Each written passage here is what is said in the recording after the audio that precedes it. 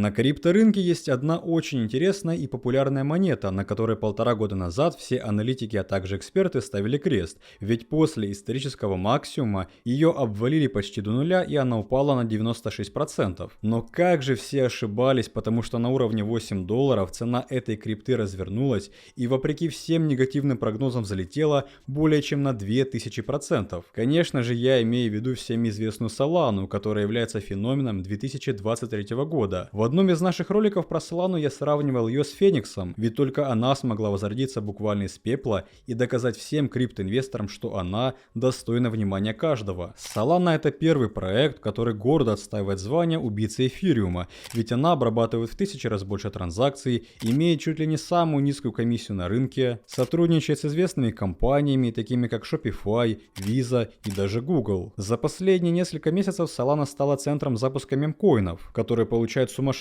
спрос со стороны инвесторов, что увеличивает активность в сети и очень положительно отражается на цене Solana, ведь только благодаря этим мемам Solana ворвалась в топ-5 и уверенно продолжает удерживать свое место. Также последние данные говорят о том, что у Solana наблюдается самое большое количество ежедневных транзакций, которые превышают 25 миллионов в день, хотя у эфира всего 1,2 миллиона. А финальной вишенкой является то, что в марте Solana получила титул самого лучшего блокчейна 2024 года, на который приходится более 49% глобального интереса всех криптоинвесторов. И казалось бы, что с этой монетой не так? А я вам отвечу, ее ужасный блокчейн. Да, друзья, несмотря на звание лучшего блокчейна, такую сеть, как у Solana, еще придется поискать. Ведь за последние 4 года Solana полностью отключалась около 10 раз, когда транзакции вообще не обрабатывались. И, кстати, последняя такая перегрузка сети и сбой транзакций произошел буквально в начале апреля. Таким образом, возникает вопрос, как такой проект может продолжать масштабироваться,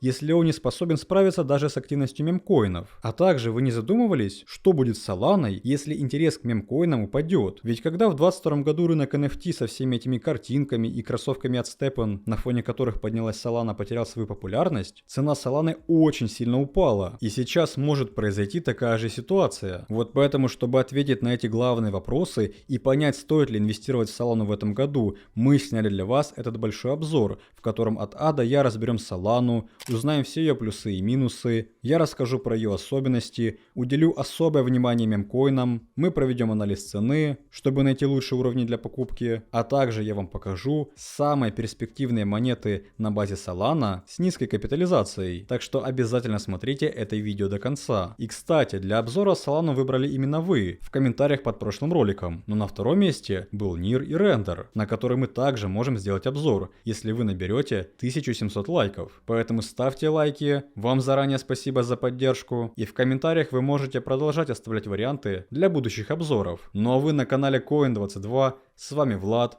мы начинаем.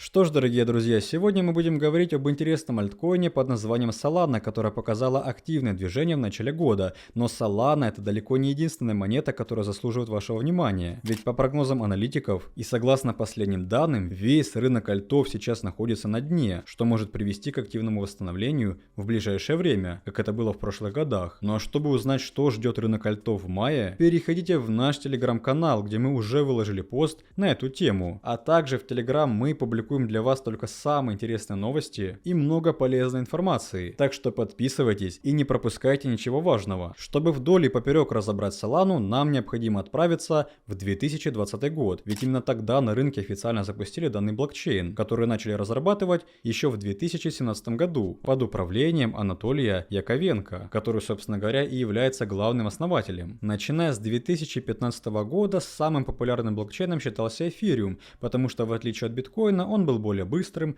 обрабатывал больше транзакций и, что самое главное, эфир перевернул рынок крипты благодаря функции масштабирования, которая позволяла создавать собственные проекты. Но все мы знаем, что комиссии эфира по сей день считаются одними из самых высоких на рынке, за счет чего Бутерин продолжает решать эту проблему. Вот поэтому в 2018, 2019, а также 2020 годах на рынке начали запускать новые блокчейны со знаменитым слоганом «Убийца эфириума». И как раз таки в марте 2020 года под этим слоганом была запущена Solana, целью которой было заменить эфир или как минимум составить ему хорошую конкуренцию. И знаете, на бумаге все выглядело очень хорошо, потому что если эфир обрабатывает 12-15 транзакций в секунду, Solana обрабатывает 50, только тысяч. Причем максимальная пропускная способность сети превышает 700 тысяч транзакций в секунду. Разница существенная, плюс к этому нужно учитывать стоимость этих транзакций. И согласно последним данным, комиссия в сети Solana действительно достигает доли цента, в отличие от $3 эфира, что гораздо выше даже после падения стоимости газа с $30 в марте. Также Solana имеет очень развитую экосистему, поскольку на ее сети работают сотни криптопроектов, многие из которых входят в топ-20 DeFi приложений. Также Solana очень часто называют любимой монетой фондов, поскольку большие фонды инвестировали и продолжают в нее инвестировать очень много денег. Еще до того, как монета Solana появилась на рынке, в нее уже инвестировали фонды, как, например, Multicoin Capital, который сейчас имеет криптоактивы на сумму более $1,5 миллиарда.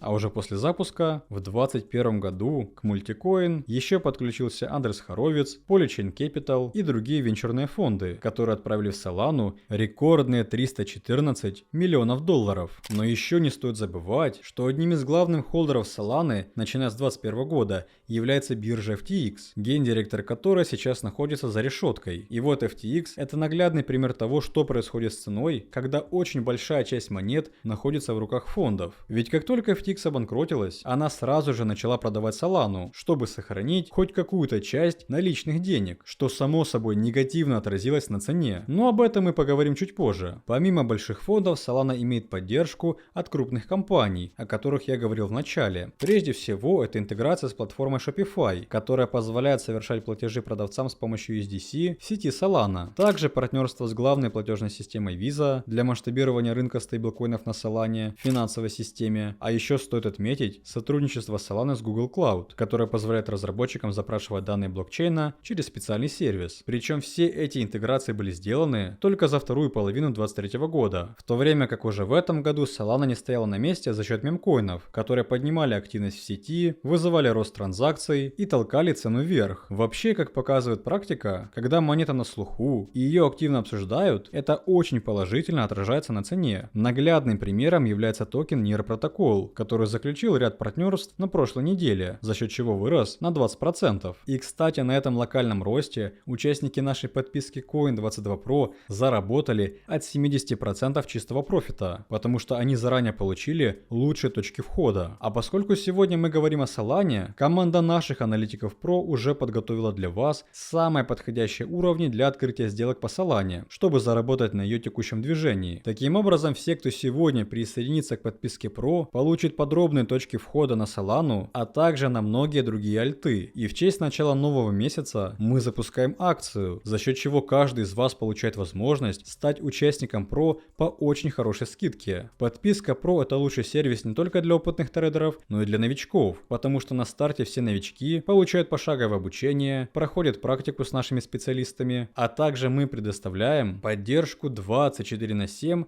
на всех этапах работы. Поэтому для того, чтобы вместе с нами заработать на движении Solana и уже сегодня собрать прибыльный долгосрочный портфель, напишите нам по ссылке в описании, и вы сразу получите более подробную информацию касательно подписки Pro. Но несмотря на такое большое количество плюсов, которые мы назвали в первой половине видео, у Solana есть очень много минусов, которые обязательно стоит учитывать, прежде чем инвестировать в нее свои деньги. Как вы уже поняли, самой главной проблемой Solana является безопасность и стабильность блокчейна. Вот эти заголовки, которые сейчас находятся у вас на экране, это именно те новости, которые выходили во время отключения сети Solana, на фоне которых она активно падала. Начиная с января 2022 года их было около 9. Самое масштабное последнее отключение наблюдалось в феврале этого года, когда Solana отключилась на целых 5 часов. То есть представьте, целых 5 часов блокчейн вообще не подавал признаки жизни. И если вы помните, то тогда Solana упала почти на 30%. Но последняя жесткая перегрузка блокчейна произошла в начале апреля. Все началось с 4 числа, когда 75% всех транзакций не подтверждались. И на протяжении более 48 часов в сети наблюдались проблемы с обработкой транзакций, которые, конечно же, были связаны с мемкоинами. поскольку инвесторы активно покупали и продавали монеты. В плане безопасности к Solana также есть вопросы, ведь если вспомнить 2022 год, то тогда произошел очень большой взлом блокчейна, во время которого пострадали более 8000 кошельков, и 5 миллиардов долларов были просто украдены. Правда, по сегодняшний день подобные взломы не повторялись. Но вот второй глобальной проблемой является централизация блокчейна. Сеть Solana считается одной из самых высокоцентрализованных на рынке. Прежде всего это связано с низким количеством валидаторов.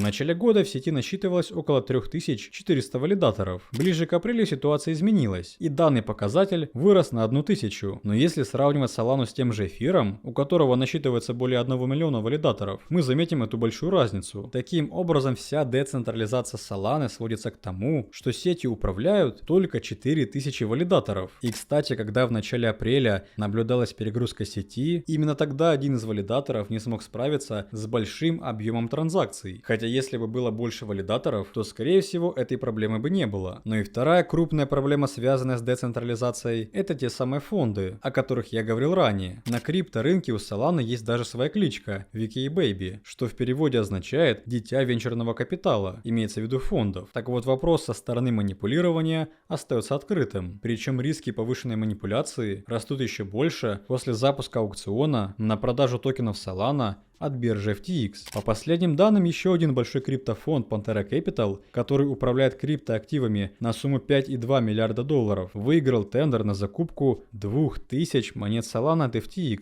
При этом в апреле FTX уже продала Solana почти на 2 миллиарда долларов компании Galaxy и непосредственно фонду Pantera Capital. На этом фоне цена Solana, конечно же, ненадолго выросла, но поскольку эти монеты были куплены с очень большой скидкой по $60 за монету, а не по рыночной цене, кардинально влияния это не оказало, хотя если подумать, то данная покупка от Pantera Capital еще больше усиливает риски манипуляции со стороны больших фондов. И если более детально изучить токеномику Solana, также станет ясно, что значительная часть монет, а именно около 25%, находится в руках у разработчиков и тех самых фондов, которые специально привлекали новый приток капитала, как, например, Pantera Capital, чтобы далее отправить эти деньги в Solana. В данном случае проблему с фондами решить просто невозможно, точно так же, как и у многих других монет. Но вот проблему перегрузки и отключения блокчейна — это уже задача попроще, с которой разработчики хотят справиться до 27 мая, поскольку до этой даты в сети Solana должно пройти самое масштабное обновление за всю историю. Начиная с 6 апреля разработчики уже приступили внедрять разные обновления, и как указано на этой мини-дорожной карте, до 27 мая пройдет еще как минимум 4 важных обновления, которые решат проблему перегрузки блокчейна. Таким образом, если главная проблема реально будет решена и блокчейн сможет спокойно справляться с большим количеством транзакций, это может привлечь в Solana большой приток новых инвесторов, а также большого капитала. Хотя если проанализировать последние данные, то станет понятно, что даже без этого обновления Solana пользуется активным спросом у крупных инвесторов. Согласно отчету CoinShares, институциональные инвесторы, похоже, расширяют свое влияние на альты, включая Solana. Один из аналитиков CoinShares на основе опроса 64 инвесторов с совокупной стоимостью активов под управлением в 600 миллиардов долларов сделал вывод, что инвесторы более оптимистичны в отношении Solana. Почти 15% опрошенных инвесторов заявили, что они инвестировали в Solana, что сильно превышает январский опрос CoinShares, который показал, что ни один инвестор не покупал альты. Между тем, Solana заняла 3-е место в рейтинге наиболее убедительных перспектив роста. С этим согласились чуть менее 15% инвесторов, хотя в январе по этому же опросу согласились только 10%. То есть даже несмотря на те проблемы, которые имеет Solana, она по-прежнему привлекает внимание больших инвесторов, которые видят в ней перспективы. Но феномен роста Solana с начала этого года был целиком и полностью связан с активным интересом инвесторов на мемкоины. Цены таких монет, как DogWizHead, Bonk, BOM, а также новые монеты PopCat показывают рост, в то время как другие монеты на рынке падают. В отчете Bloomberg, опубликованном на прошлой неделе, упоминался рост монеты DogWizHead, и там было отмечено, что подобные мемкоины привлекают к себе венчурный капитал, а также внимание хедж-фондов. И Bloomberg написали, что один крупный хедж-фонд уже вошел в этот сектор, а фонд Pantera Capital прокомментировал данную ситуацию в этом секторе и заявил, что мемкоины никуда не денутся. Но в это время данные DEX Screener показали, что мемкоины зафиксировали самый высокий объем торгов на DEX биржах. При этом общая рыночная капитализация данного сектора превысила 50 миллиардов долларов. И такой сумасшедший спрос на мемкоины поднял активность в сети Solana почти до тех значений, которые наблюдались в 2021 и 2022 годах. Данные DeFi показывают, что объем Solana вырос до уровня $1,5 миллиарда 25 апреля, хотя 7 апреля было всего 840 миллионов. А вот рекорд Solana был отмечен 15 марта, когда объем блокчейна составил $3,8 миллиарда.